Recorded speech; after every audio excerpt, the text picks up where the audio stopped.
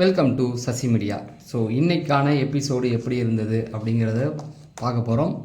அது மட்டும் இல்லாமல் இந்த வாரம் கண்டிப்பாக கலவரம் வீட்டுக்குள்ளே வெடிக்கும் அப்படிங்கிறது தான், அதுக்கான ஒரு வேலையை தான் அவர் பார்த்துருக்காரு. அது என்ன வேலை அப்படிங்கிறத அதை பற்றி டிஸ்கஸ் பண்ணுவோம். அவ்வளோ இன்றைக்கி எப்படி இருந்தது எபிசோட், இது எல்லாத்தையுமே இதில் பார்த்துடலாம். நீங்கள் இன்னும் நம்ம சேனலை சப்ஸ்கிரைப் பண்ணால் சப்ஸ்கிரைப் பண்ணிட்டு இந்த வீடியோவை லைக் பண்ணுங்கள். ஃபஸ்ட்டு எடுத்த உடனே நம்ம எதை பற்றி டிஸ்கஸ் பண்ணோம் அப்படின்னா, இன்றைக்கி எபிசோடுக்குள்ளே போயிடுவோம். வீட்டுக்குள்ளே கலவரம் வெடிக்கிறதுக்கான வேலை என்ன காரணம் அப்படிங்கிறத நம்ம கடைசியாக டிஸ்கஸ் பண்ணிக்குவோம். இன்றைக்கி எபிசோட் தொடங்கும் போதே ஓரளவுக்கு பரபரப்பாக தான் இருந்தது. வீட்டுக்குள்ளே பெரிய பிரச்சனை வந்திருக்கு. பிரவீன் லீடராக இருக்கார். யார் நாமினேஷனுக்குள்ளே போயிருக்கா, அந்த ஓட்டிங் ப்ராசஸ் நாமினேஷனுக்குள்ளே யார் வந்திருக்கா அப்படிங்கிறது 2 நாளாக பேசிக்கிட்டு தான் இருக்கிறோம். பட் அப்படி பேசினாலுமே நம்பிக்கை இல்லை. ஒரு 5 பேர் தான் வந்திருக்காங்கங்கிற மாதிரி சொன்னாங்க. யாருக்கும் நம்பிக்கை இல்லை, அப்படிலாம் விடமாட்டாங்களே அப்படின்னு. பட் இன்றைக்கி பொறுத்த வரைக்கும் என்னாச்சு அப்படின்னு பார்த்தீங்கன்னா, ஒரு கலையரசன் வந்துட்டார். கலையரசன், அரோரா இவங்க 2 பேருமே வந்தனால ஓகே, அவங்களுக்கு தேவையான பர்சன் வந்துட்டாங்க. நான் நேற்று வீடியோவில் சொல்லியிருந்தேன், அடுத்த 3 வாரம் கலையரசன், துஷார், இவங்க அரோரா இவங்க வர வரைக்கும் அவங்க விட மாட்டாங்க. சரி, ஓகே. ஃபஸ்ட்டு எடுத்தவொடனே போய் துஷார் ப்ளஸ் கமருதீன் மன்னிப்பு கேட்டதை பார்க்க முடிஞ்சது. ஓகே, நல்ல விஷயந்தான். ஏன்னா அவரும் மன்னிப்பு கேட்டார், அதுக்கான விளக்கத்தை சொன்னார். நல்லது தான். ஒரு பிக் பாஸ் வீட்டுக்குள்ளே இந்த மாதிரியான வார்த்தைகளுக்கு மன்னிப்பு கேட்பது சரியான விஷயம். அந்த கேப்டன்சி டாஸ்க் நடந்துச்சு. விக்ரமும் பல பேர் எதிர்பார்த்தோம். அவருக்கு உடம்பு தான் இருக்கே தவிர ஒரு கேமை சரியாக விளையாட கூட முடியல. பிரவீன் பிடிச்சி தள்ளி விட்டு வந்துட்டாப்புல. சரி, பிரவீன் வந்ததுக்கப்புறமேட்டுக்கு அந்த மிலிட்ரி ரூல்ஸ் எல்லாம் அவர் சொன்னார் பாருங்கள், எனக்கெல்லாம் வேறு லெவலில் இருந்தது. ஐயோ, எங்கே இருந்தியா வந்த மிலிட்ரி ரூல்ஸ் எல்லாம் கொண்டு வர அட்டேஷன்லாம் சொல்ல சொன்னார்ல, எனக்கெல்லாம் ரொம்ப பிடிச்சி போச்சு. வேறு மாதிரி பண்ண போகிறான் அப்படின்னு நினச்சிக்கிட்டு இருந்தேன். அது முடிஞ்ச அடுத்த வேகமே பார்வதிகிட்ட போய் கெஞ்சிக்கிட்டு இருந்தார்ல, அடைச்சே இதுக்கா இவ்வளோ பில்டப் கொடுத்த நீ வெறும் ஆளு தாயா, சவுண்டு தாயா, அப்போயா அப்படின்ற மாதிரி ஆயிடுச்சு. அதுக்கப்புறம் அவருக்கு 2 பாஸ் இருக்குது. நாமினேஷன் இது லக்ஸரி வீட்டுக்குள்ளேயும் இருக்கலாம், கேப்டனும் ஆகிட்டார். அதில் தனக்கான கிடைச்சதை கணிக்கு கொடுத்தது ஒரு அளவில் ஃபேவரிசமாக இருந்தாலும் அது அவருடைய உரிமை. அவர் விளையாண்டு ஜெயிச்சிருக்காரு. அந்த இடத்துல நாமினேஷன் எனக்கு வேணும்னு பார்வதி கையை தூக்கும்போது அவர் அங்கேயே சொன்னார். பார்வதிக்கு அங்கேயே காண்டாயிட்டாங்க. ஆஹா, என்னடா அது நமக்கு கிடைக்கலையே அப்படின்ட்டு. அதோடைய வெளிப்பாடாக தான் கனிக்கிட்ட அக்கா 4 வாரம் தப்பிச்சிட்டிங்க அப்படின்னு சொல்லி வாழ்த்து சொன்னது.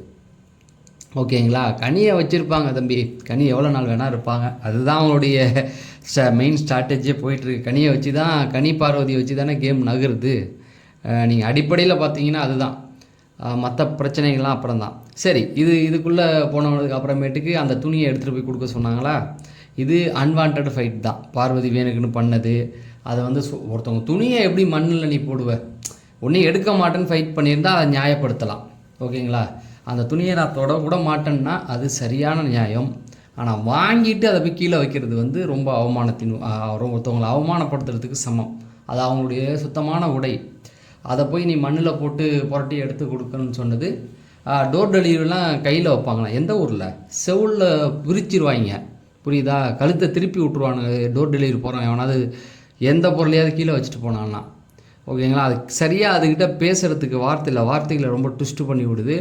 அதில் போய் இவர் போய் கெஞ்சிக்கிட்டு தான் இருந்தார் பிரவீன். கடைசியில் கனி நான் சாப்பிட மாட்டேன்னொன்னே அதுக்கு என்ன பிரச்சனைனா நமக்கு சோறு இல்லாமல் போயிருமோ அப்படிங்கிறது தான் பிரச்சனை கனிக்கு, பார்வதிக்கு. சரி அப்படின்னு சொல்லி அது அந்த இடத்துல கனியோடைய பாயிண்ட் ஆஃப் வியூவில் எல்லாமே கரெக்டு தான். அப்புறம் ராஜமாதான்னு பேர் இவங்க வைப்பாங்களாம். மற்றவங்க இவர்கிட்ட என்ன சொல்கிறாங்க, அவர் பிரவீன் பேச ஆரம்பித்தோடனே இதுக்கு பயம் வந்துருச்சு. நீ ரொம்ப த்ரெட்டன் பண்ணுற மாதிரி பேசுகிற, அவர் என்ன பேசுகிற நியாயமாக தானே பேசிக்கிட்டு இருக்காரு, வீட்டுக்குள்ளே நடக்கிறது எல்லாமே உன் தப்பு தான். அதை போட்டு கேள்வி கேட்டோன்னே சரி, அப்போ கமருதீன் பேசுகிறப்பெல்லாம் அவனுக்கு தெரியலையா, அவன் கொலை பண்ணிடுவான்னு சொன்னதெல்லாம் லூசுத்தனமாக பேசிக்கிட்டு. சரி, அது வழக்கமாக ஒரு இரிட்டேட்டிங்காக இருந்தது எனக்கு அதை பார்க்குறதுக்கு. என்னடா அது, ஏன்னா ஒரு உப்புச்சப்பு இல்லாத விஷயத்துக்கெல்லாம் போயிட்டு நின்றுக்கிட்டு தேவையில்லாமல் கற்றுக்கிட்டு அப்படியே பேர் நெகட்டிவாக போயிடும். அடுத்தது அது முடிஞ்சதுக்கப்புறமேட்டு பெருசாக இன்ட்ரெஸ்டிங்காக எதுவும் இல்லை.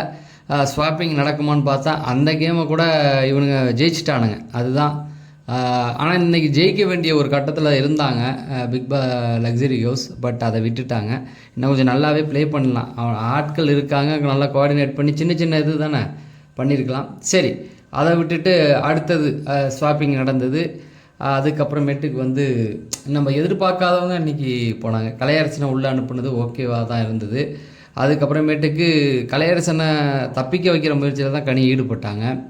ஆனால் அதுக்கப்புறமேட்டுக்கு அதில் எப்படியோ கலையரசன் உள்ளே போயிட்டார். இந்த பக்கம் வந்து சுபிக்ஷா, ஏன்னா அவங்க ஓட்டிங்கில் இல்லை தைரியமாக வந்துக்கலான்ட்டு வந்துட்டாங்க. அதாவது நாமினேஷன் பண்ண முடியாதுல்ல அவங்க வந்துட்டாங்க. அதுக்கப்புறமேட்டுக்கு எஃப்ஜே சபரிக்கு கிடைச்சிது. ஆனால் எஃப்ஜேக்கு தான் போன வாரம் கொடுத்தாங்களே, ஏன் இந்த வாரம் சேவ் பண்ணானுங்கன்னு தெரியல. இப்படி ஓட்டிங் ஆர்டர் போனால் யார் இல்லையோ அவங்கள சேவ் பண்ணியிருக்கலாம். எஃப்ஜே வந்து அது ஒரு மாதிரி தான் இருந்தது, ஒரு சரி ஓகே அப்படின்ற மாதிரி தான், ஏன்னா அது அவங்க முடிவா.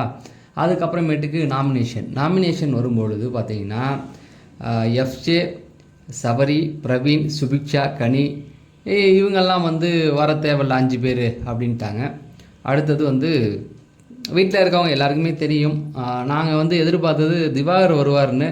பட் திவாகர் பேரை ஏன் சொல்லலை, ஏன்னா அவருக்கு ஓட்டு இருக்குன்றது தனிச்சிக்கிட்டாங்க. இனிமேல் திவாகரை ஒன்றும் பண்ண முடியாது.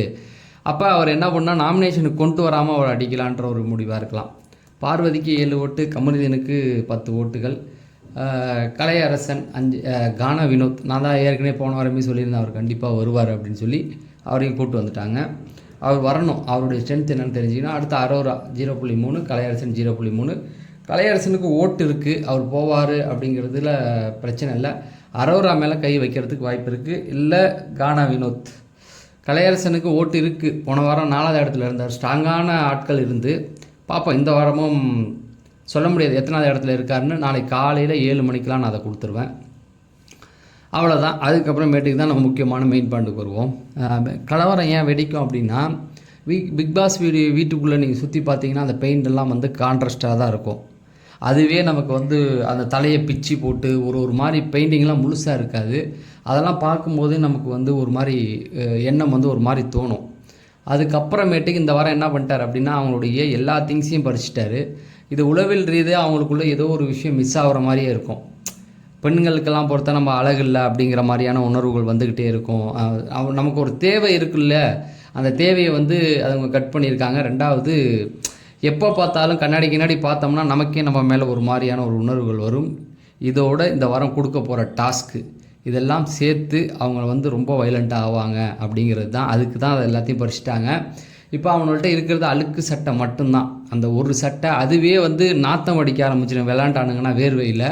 அது மழை காலம் வேறு, அந்த வேர்வை வந்தால் நல்லா ஒரு மாதிரி அடிக்க ஆரம்பிக்கும். இதெல்லாம் அவங்களுக்குள்ள வேறு மாதிரி ஒரு தாக்கத்தை உண்டு பண்ணிடும். அதனால் சாதாரணமாக இருக்கிறத விட இப்போ ரொம்ப அடிச்சுக்குவானுங்க அப்படிங்கிறது தான். ஸோ அதுக்கு தான் அவங்கள கொண்டாந்து தள்ளியிருக்காங்க. கண்டிப்பாக அவங்க நினச்சது இந்த வாரம் ஈடேறும் அப்படிங்கிறது தான். ஸோ தொடர்ந்து நம்ம அப்டேட்டிங் கொடுத்துக்கிட்டு இருப்போம். காலையில் ஓட்டிங் கண்டிப்பாக கொடுப்போம் 7 மணிக்கெலாம். நீங்கள் இன்னும் நம்ம சேனலை சப்ஸ்கிரைப் பண்ணலாம், சப்ஸ்கிரைப் பண்ணிங்க. நம்ம அடுத்த வீடியோவில் சந்திப்போம். நன்றி, வணக்கம்.